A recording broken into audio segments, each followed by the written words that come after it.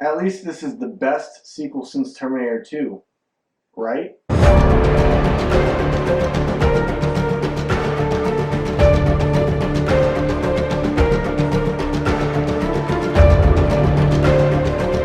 What is going on, guys? Welcome back to my channel, and this is my review for Terminator Dark Fate. This movie was directed by Tim Miller, and it stars Linda Hamilton, Arnold Schwarzenegger, and Mackenzie Davis. Even though Sarah Connor saved the day along with her son John Connor in Terminator 2 Judgment Day, she was not able to change the actual fate of the human race. This new model of the Terminator hunts down a young woman who leads a resistance against the machines in future years. Well, I'm a big fan of the first two Terminator movies. I think Terminator is an amazing film. It has a lot of slasher and horror vibes within the movie. Terminator 2, in my opinion, is the greatest action film ever made.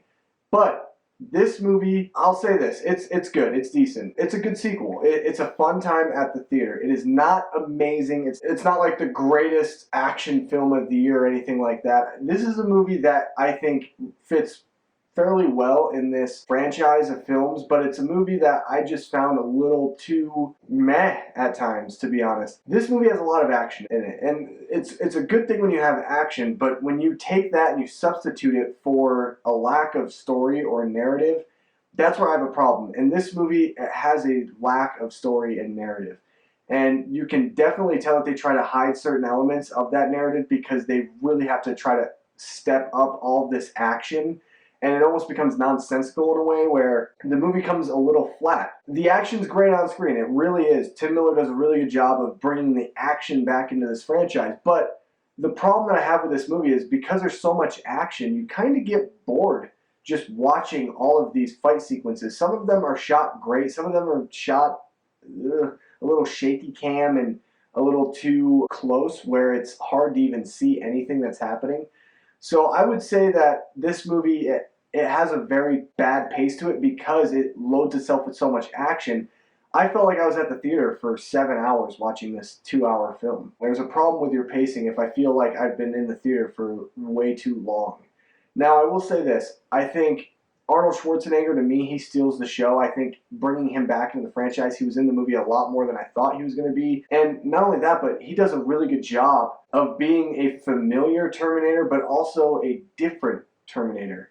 And I don't want to give anything away in specifics of how he kind of impacts the story of this movie, but within the first 10 minutes of the film, he actually makes a very big impact on how the film is going to play out and certain decisions that characters ultimately make. Honestly, I think Arnold Schwarzenegger is a huge, huge advantage for this movie. I think he's so good in it, and it's really great to see him and Linda Hamilton back together. Big problem in the acting department, Linda Hamilton. I love Linda Hamilton. I love her from Terminator. I love her from Terminator 2. But in this movie, you could tell it's definitely been a while since she's really cracked on the scene in anything. She overacts and really overreaches so much throughout the film that the character of Sarah Connor just almost becomes a little too one note, and the delivery of her lines are a little off at times. So there is a sense where like you get this feeling of a woman who's been broken down and beaten, and she does a really good job of playing that up, but she also does a really bad job, in my opinion, of being too over the line in a lot of certain scenes when she doesn't really need to. And I just really felt like her performance wasn't amazing in the film, and I kind of wish that they would have gone back to the Sarah Connor that we kind of knew a little bit from the first two movies. This does feel like a real sequel to Terminator 2, but I could also see a lot of people having issues with what they do in the first 10 minutes of the film. I didn't have an issue with it, but I could definitely see a lot of people being turned off by those first 10 minutes, and I've already seen reviews coming out saying that people have been turned off from those first 10 minutes. But honestly, guys, this is a fun movie. It's a good time at the theater. I want to go see it again because it is a lot of fun watching this movie. To me, this is like one of those movies that it's not the best of the franchise. It's definitely the best since Terminator 2, but that's not really saying a lot. It's not a good movie necessarily, but it is a very fun film to watch.